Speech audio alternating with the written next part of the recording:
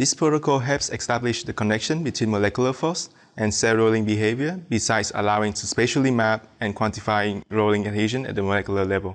This technique allows studying individual adhesion events during the actual cell rolling, allowing us to measure the physiological relevant molecular adhesion force directly.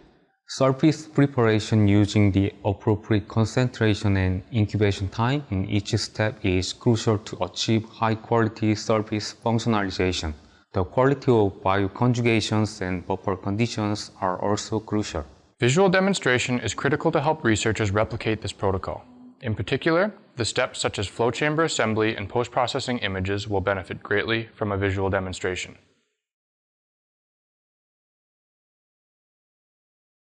Begin by thinly spreading a small amount of epoxy on both sides of the double-sided tape with a razor blade.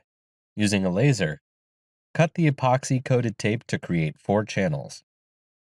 Create the flow chip by sandwiching the epoxy tape between a 4-hole slide and peg cover slip.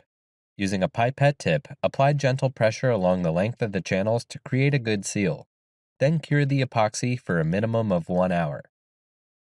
Align the chip so that the opening of each channel is positioned at the centers of the adapter. Then place 2 transparent acrylic spacers on top of the chip. Apply firm pressure in the middle of the block and screw at the ends of each spacer. Screw the inlets into the threaded holes on the other side of the bracket and monitor the sealing condition through the transparent acrylic block.